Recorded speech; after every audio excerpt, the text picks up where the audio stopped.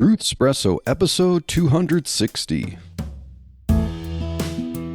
Face it. Wait, I don't know if I can really do that whole intro. I don't know if it really is compatible with the subject matter of this episode. So, hello, this is your host, Daniel Minnick, and this is another episode of Truthspresso, and I'm going to cover another verse that is one of those difficult verses in the Bible to interpret. It's also one of those difficult ones to try to stomach if you don't really know what the context is. In fact, this is one verse that I've actually read some people say that trying to explain this verse, trying to reconcile this verse with the morality of their faith, caused them to deconvert. This is a verse that atheists will use to make a mockery of the Bible. So obviously this is a very difficult verse, and it's important to cover it and understand it and get the context of it. So what is this dreadful verse to which I am referring? Well, this is a verse that makes us ask the question, does God reward cruelty to babies? And so you might be thinking, well, what kind of a verse would make you raise that question, Daniel? Well, that is none other than Psalm 137 and verse 9, which shockingly says, "Happy shall he be, or happy is the one that taketh and dasheth thy little ones against the stones." And little ones, it's not talking about cockroaches. It's talking about human babies. And so, wait a minute. Happy is the one that taketh babies and smashes them against rocks?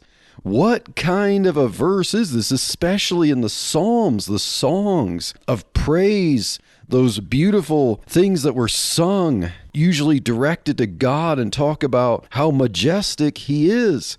Why would this be in one of the Psalms? Why would this be anywhere in the Bible? Well, that's why we're doing this episode, so that we can really wrap our heads around this, and especially if we get challenges from people to explain this, that we'd be prepared to explain one of the most difficult verses in the Bible. In fact, this is the verse that I thought would be in the Christian Writers article when I first started looking at it as the most difficult verse in the Bible. So if you listen to a previous episode where we talked about Mark 13:32, about Jesus not knowing the timing of his second coming, yes, indeed, that's one of those verses that really trips up a lot of Christians that are trying to understand the incarnation and how it could be that Jesus, if he's truly God, doesn't know something about his own coming. And so I highly recommend you listen to that one to get some good explanations for that. But now, how do we explain a psalm, a verse, especially just in the Bible anywhere, that says that someone would be happy to kill babies? Is this verse saying that God is commanding people to kill babies? Is this verse saying that God rewards people for killing babies? Or at the very least, is God suggesting in this verse that killing babies will make the killers happy? Or that it would make anyone happy? Now, of course, there are weirdos out there that get some kind of fetish from doing something like this, but why would an inspired verse of Scripture say such a thing? And it doesn't seem to be talking about those type of people. It seems on its face to be saying that if someone were to go ahead and kill babies, that it would make them happy, and that we're not regarding that as a problem in this verse. Well, this definitely requires us to look at some context. So let's look at the context of Psalm 137, verse 9. And of course, with context, you have to look at the context of the verse within the chapter. And then you also have to look at the context of the chapter in history, in this case.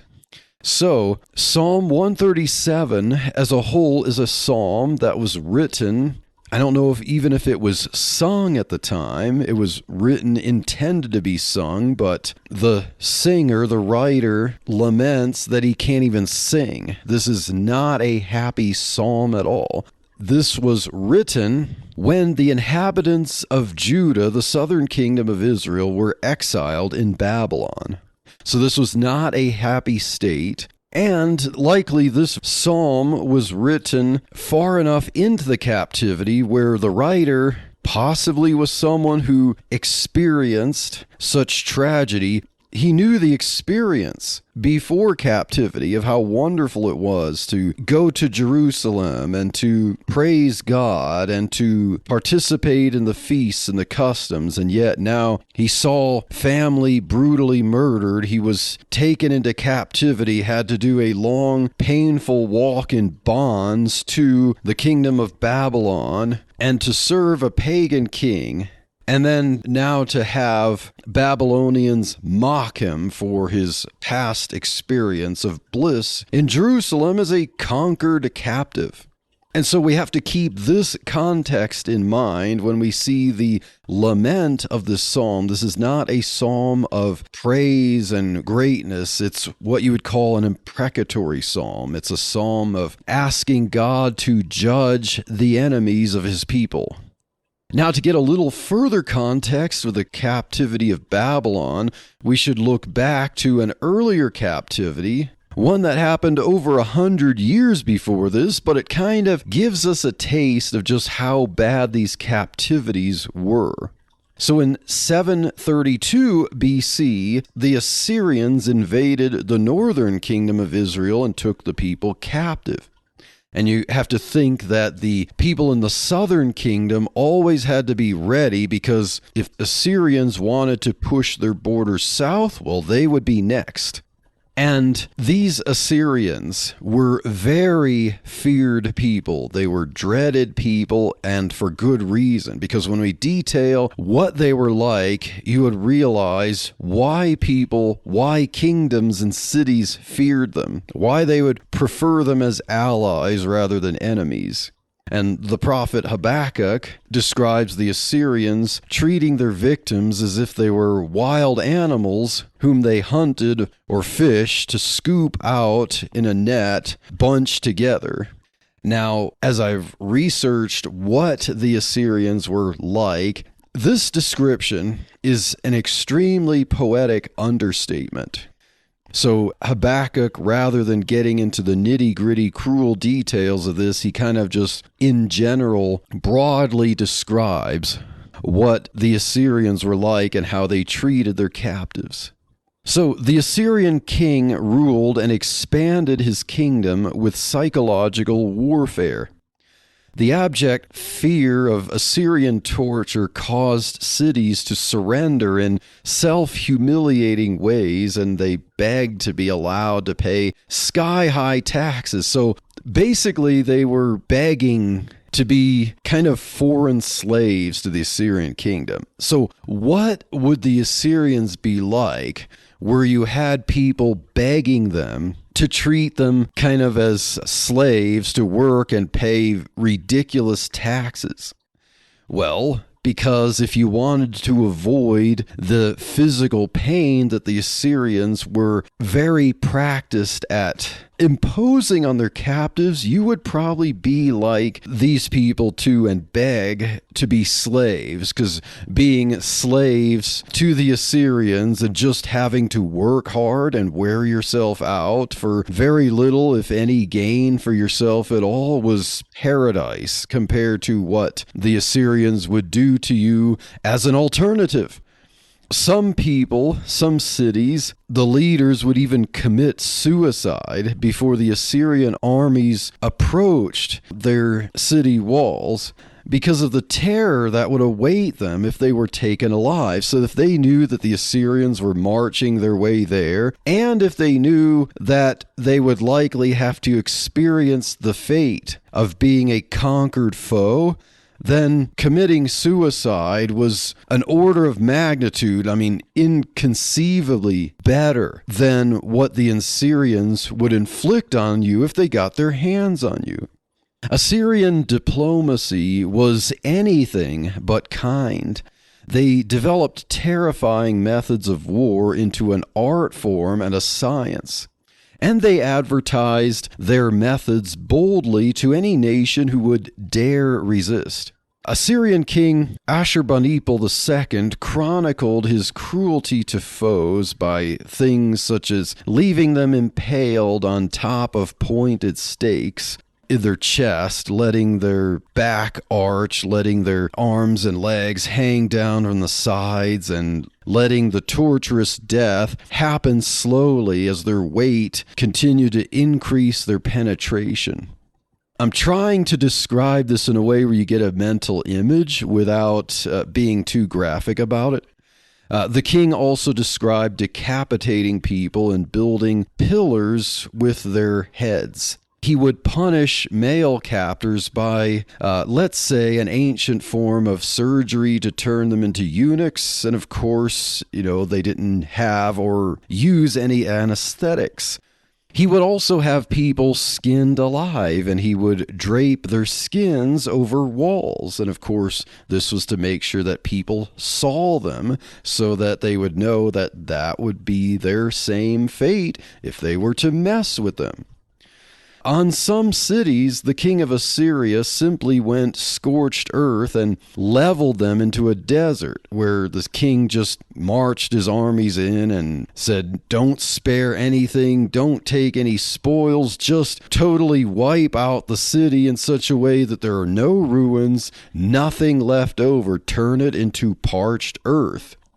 Assyrian soldiers would experience such overwhelming PTSD from the torturous techniques that they had to impose on their captives that they were constantly haunted by their victims. They thought that they were mercilessly haunted by the dead spirits of their victims.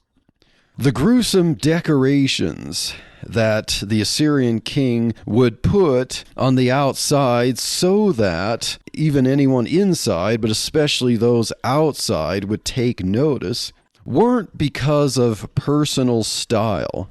Maybe they were, but that wasn't the intention. They were a clear warning to outsiders. So if a city so much as demonstrated any attempt to defend themselves from the Assyrians, no matter how brief and no matter how willfully they surrendered and begged afterwards, their captives would suffer the same gruesome and torturous fate as other cities that fought back valiantly. There simply was no other option, and there was no forgiveness allowed for any opposition. If the Assyrian king sent ambassadors to your city asking for tributes, or just to hand over the entire city to the Assyrians, you rolled out the red carpet and you kissed the toes when he arrived. Period. That's just the way the Assyrians conducted business. So if you knew that the Assyrians had their eyes on anything you owned, anything in your city or town, you just told them, take whatever you want. I will willfully go above and beyond and give you anything you want ever. Because if you didn't do that, you could undergo the most inconceivable, torturous, long-suffering fate imaginable. So that's the way the Assyrians were. And why am I talking about the Syrians when the psalm was about the Babylonians? Well, the Babylonians ultimately were, at first seemingly part of the Assyrian Empire, but then they became their own empire. And of course, being familiar with the Assyrians, also kind of setting the Assyrians back and growing themselves, they of course were familiar with Assyrian tactics. So the Babylonians would not have been nice people either. Now, remember, if you've read the book of Jonah, those 4 chapters in the book of Jonah, maybe this provides a little bit of context for you. Now, Nineveh became the megatropolis of the Assyrian Empire. And remember, this was the city to which God told Jonah to preach. And Jonah didn't want to do so because of how cruel the Assyrians were to his people. Now, having just heard me explain how the Assyrians treated their captives, including many of Jonah's own people in the northern kingdom of Israel, do we kind of get a little perspective on why Jonah wouldn't be excited about wanting to preach to the Ninevites? much less even go near there.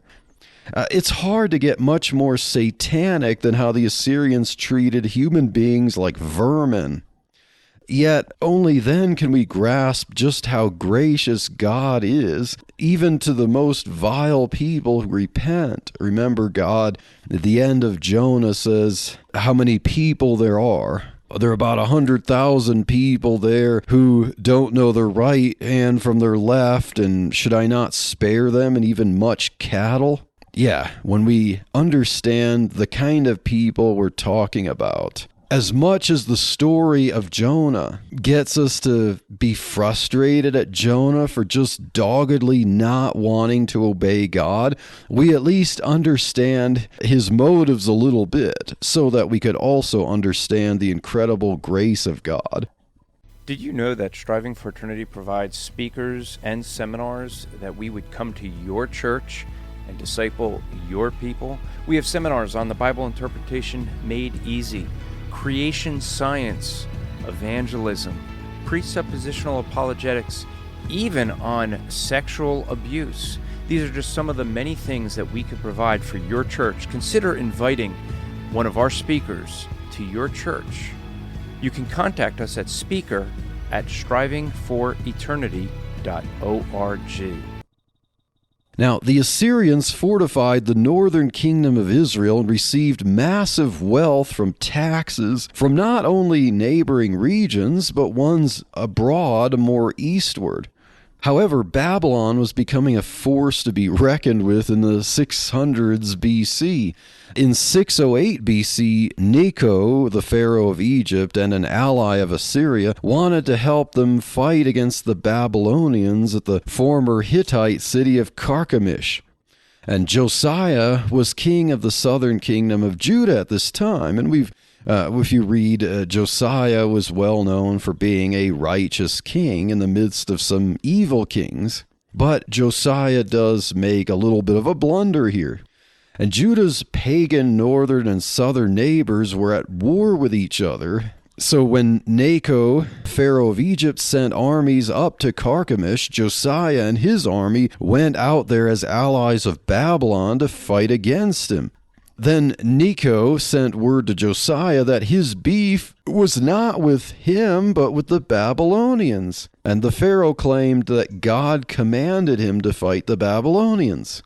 And what's interesting, according to the narrative in 2 Chronicles chapter 35, the Pharaoh may actually have been right. Josiah refused to cooperate and ended up getting shot with an arrow and later dying from this wound. And this was the beginning of the end for the southern kingdom of Judah. Jehoahaz, Josiah's successor, reigned only 3 months before Pharaoh Necho put him in fetters and took him captive to Egypt. Necho then installed Jehoiakim as king and made him pay taxes to Egypt. Jehoiakim was an evil king and reigned for 11 years.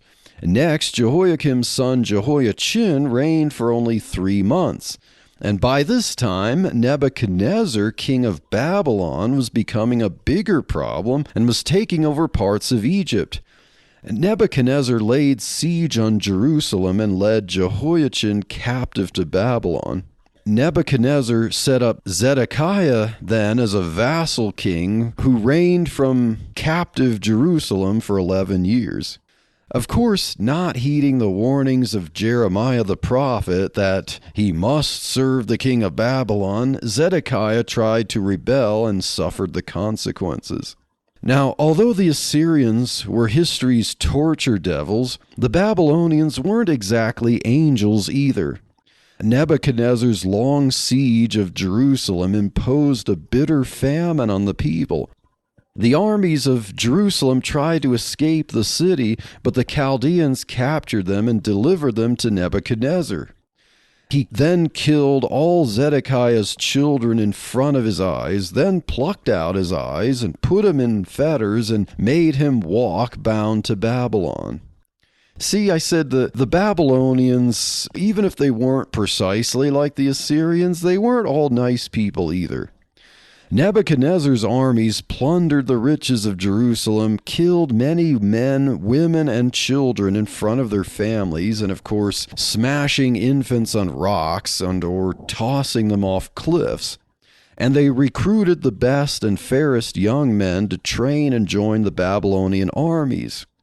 So in other words, when they captured people, they wanted to make sure the best ones became allied to Babylon and not rebels, and also to condition them not to try to escape Babylon. So captivity was meant to be a completely thorough thing, with the future in mind. The original northern tribes of Israel had been scattered throughout the Assyrian regions to keep them subjugated. That's how the Assyrians would do things. Separate all their captives. Make sure they can't group together so that they can rebel. So when we read scriptures about regathering Israel, it has that in mind because of the northern tribes who were scattered abroad in the northern regions of Assyria. The southern kingdom of Judah was almost entirely taken captive to Babylon. There were a few stragglers left remaining in basically the city ruins. Now, the captivity in Babylon would last 70 years, as Scripture prophesied. For the people of Israel who lacked faith, all these conditions just screamed of utter devastation with no hope of ever being a free people again. So nothing in life to look forward to other than miserable slavery to a pagan people. And anything of their culture and traditions seemed doomed to be a distant, tantalizing memory. So with all this as context, imagine the mindset of the writer and singer of Psalm 137. This is someone who may have experienced life before being a slave in Babylon. But whatever the case, by this time, by the time of the writing of this psalm, the glory of Jerusalem was a distant memory. As the Babylonians boasted of their superiority over the entire world, they made sure their subjects knew their place. Now, the Levites, who used to be professional singers, could no longer muster a song. They could only weep. The psalm mentions that they hung their harps on the trees near possibly the Euphrates River. And instead of pity, the Babylonians further humiliated the Jews. They challenged them, "Sing for us one of your songs of Zion." This wasn't just curiosity, this was mockery. Sheer hopelessness prevailed as these singers could only bow their heads and reply, "How shall we sing the Lord's song in a strange land?" was their thought. They were willing to give up any talent that they had if they allowed themselves to use it without the hope of returning to Jerusalem. This is how much this psalm reflects the absolute doom and gloom of the current experience, but the loyalty to Jerusalem, that without the joy of returning to Zion, these people would not want to become skilled in anything that wasn't attached to their original profession in Jerusalem. So as I said before, Psalm 137 is an imprecatory psalm, which means that it asks God to judge Israel's enemies. So in verse 7, Psalm 137, verse 7, the psalm asks God to bring some form of judgment to their traitorous cousins, the Edomites, who assisted the Babylonians and desired that Jerusalem be destroyed. So when you had the Edomites, who were the descendants of Esau, who kind of formed their own region, there's somewhat of a sibling rivalry between the Israelites and the Edomites, but there's also tension such that they became kind of enemies. And so although God told the Israelites that the Edomites have their own blessings and not to fight against them, the Edomites encouraged Babylon to capture Jerusalem. They said, raze the city to the ground. So it shows just how much the Edomites at this time were not so friendly to those in the kingdom of Judah. So, of course, this psalmist remembers that when he's thinking about the destruction and the captivity and the slaughter of his family, that the Edomites, their distant cousins there, told the Babylonians to raze the city to the ground. And now, verses 8 through 9 are the most important verses in this psalm, and of course are the most controversial. Verse 8 gives a general statement that whoever defeats Babylon will be happy. Basically, the psalmist is wishing that Babylon gets the equal retaliation it deserves. So in other words, what they did to the people, it would be happy for the one who does that to them. And then verse 9 further states that the one who dashes Babylon's infants against the rocks will be happy. So even after all of this, we still are going to struggle with this verse. I mean, if a Christian doesn't struggle with this verse, I would have to wonder about that Christian's heart. Of course we're going to struggle with this. This psalm was not written in such a way that we could gloss over the statement in verse 9 and be callous to it. But what we can do is understand it so we don't draw incorrect conclusions from it. Can you prove that God is a Trinity? Can you prove that Jesus is God? Can you defend the Christian faith? And what is it that Christians truly believe? The new book by Andrew Rappaport, What Do We Believe?, will answer those questions and more. Some people just don't understand what the church is today, but this book will go through the history and meaning of the church and what's more important than to understand man's sinfulness and God's salvation. Get your copy at whatdowebelievebook.com or at the strivingforeternity.org store. So, what Psalm 137 verse 9 is not? Psalm 137 verse 9 is not any form of command from God. We don't see any go and do in this verse. It simply says that the one who does this will be blessed. There's no command to do this action at all.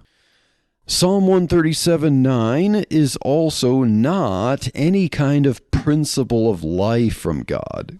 This is not a beatitude, like if you look at the Sermon on the Mount from Jesus and he says, "Blessed are the peacemakers." This "happy is the one who dashes the little ones against the stones" is not a beatitude. It's not like Jesus could say, "Blessed are the peacemakers." Oh yeah, and blessed are those who kill babies. I'm not trying to be facetious. I'm trying to demonstrate that Psalm 137 verse 9 cannot be, should not be, and is not intended to be, by its context, any kind of principle for life such that we could list it with the Beatitudes of Jesus in the Sermon on the Mount. Number 3, Psalm 137 verse 9 is not any kind of devaluation of babies. This verse is not saying that God doesn't place value on babies or that we shouldn't place value on babies. This verse is not a general statement about the value of babies, that it's worth dashing them against stones, okay? Without context, you cannot take this verse in any way as if it were a command, a principle, or an evaluation. So what Psalm 137 verse 9 is? Psalm 137 verse 9 is an emotional statement. We cannot read any cold-heartedness into this verse, because if we look at the entire psalm and understand the context, we see that this statement is said in emotional distraught. It is not a callous statement. It is not a statement of despising babies. It is a statement of mourning one's self-situation. Second, Psalm 137 verse 9 is an indicative statement. So, as I said before, it is not a command, it is not a principle, it is not an evaluation of the worth of babies. The statement is simply indicative. It's making a statement about the reality of a current situation. Third, Psalm 137 verse 9 is a synecdoche of a greater context and meaning. So what is a synecdoche? Basically, it's a specific statement given to stand for the whole of something. So the statement that happy is the one who dashes their Babylon's infants against the rocks, it's really standing for a plethora of things. And all of these things in general are the characteristics of what the Babylonian captivity looked like. So the statement itself basically is describing the complete destruction of Babylon, or that someone would come in and overthrow Babylon. Basically, happy is the one personified really as the kingdom that would take over Babylon, lead them captive, destroy their glory of their kingdom. And the statement about dashing the little ones really is a statement about the whole, like this is what happens. This stands to represent the complete destruction and horror of a full conquest. And now fourth, Psalm 137 verse 9 is a prophetic statement that applied to another pagan nation, not God's people. So if it's not a command, it's not a request, it's not a principle, it's not an evaluation about the worth of babies or anything like that, it's really not even something that applies to God's people at all. It's basically reflecting on prophecy, because Isaiah happened before this time. Isaiah was written before the captivity. The prophet Isaiah warned the people that there would be a captivity. But they also had the promises. Isaiah had the promises that Israel would be regathered. So the psalmist knew at least he had to have that distant, faint hope that their final fate was not to be in captivity. They knew the promises, which also meant that somehow they would return to their land. But there was nothing really in Isaiah that told them that they would rise up and be conquerors.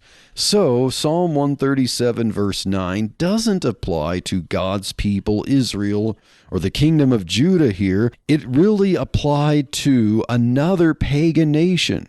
So what is the prophecy in Isaiah? The prophecy was that the Medes will defeat the Babylonians and will repay them for their cruelty. So we look at Isaiah chapter 13 and verses 15 through 19. We see a prophecy, and it says, "Everyone that is found shall be thrust through, and everyone that is joined unto them shall fall by the sword. Their children also shall be dashed to pieces before their eyes. Their houses shall be spoiled, and their wives ravished. Behold, I will stir up the Medes against them, which shall not regard silver, and as for gold, they shall not delight in it. Their bows shall also dash the young men to pieces, and they shall have no pity on the fruit of the womb. Their eye shall not spare children. And Babylon, the glory of kingdoms, the beauty of the Chaldees' excellency, shall be as when God overthrew Sodom and Gomorrah." So this is a prophecy in Isaiah before the Babylonian captivity, saying that Judah, you need to submit to Nebuchadnezzar, king of Babylon. You will be led captive because of your sins. You will be in captivity 70 years, but the Medes will then rise up and basically do the same thing to Babylon as Babylon did to Judah. And it specifically mentions the children being dashed. I mean, it's hard to talk about that, but that's the way ancient kingdoms treated each other. They used such cruelty to devastate, humiliate, and subject their conquered foes. These statements in Isaiah were not necessarily meant to shock the reader with something unusual. They describe the results of ancient captivity. So to mention these things is to make known a full conquest. I hope that's what you can understand. When we read these tragic statements about children being killed, people being thrust through with a sword and the arrow, and wives ravished, and, no pity, not sparing children, This was how a pagan ancient kingdom treated its captors, utterly to humiliate them, to demoralize them, to terrorize them, to make them willing subjects, to break them in such a way that they will stay captives and slaves for the foreseeable future. And so when Psalm 137 verse 8 says, "Happy is the one who does to Babylon what you did to others," and then verse 9 says, "Happy is the one who dashes the little ones against the stones," it's talking about the horrors of a full captivity in general, and it reflects the words in Isaiah that prophesied that the pagan kingdom of the Medes would overthrow the pagan kingdom of Babylon, and they do pagan things to pagans. And so, according to prophecy, the Israelites, the captives from the kingdom of Judah, would recognize that as they're struggling with the mockery of the Babylonians against them, to say, "Sing one of your songs of Zion," so we can laugh you to scorn at how utterly impotent and hopeless you have to be after seeing your own children killed in this kind of manner, that the emotional reflection of the writer of this psalm is basically to say, the one or the kingdom who carries out this act of retribution against the Babylonians would indeed be happy. Not happy in a people of God virtue sense, but happy in a pagan sense. And when that happens also, as much as captive Israel would not be involved in that activity, they knew that pagans fighting pagans in this way would ultimately lead closer to their release back to their promised land. And that was the hope behind the statements, behind these gut-wrenching statements. And so I hope that as we've listened to this episode, as we've gone through the context in Psalm 137, that we will understand that verse 9 is not something that we, living in 21st century Western civilization, wherever you live, but having an easier life, not being like them and not understanding what they went through, not understanding retribution in this way, but also understanding that this was in no way a command or a principle of life, or in any way where God was saying that babies don't have worth. This doesn't in any way support abortion.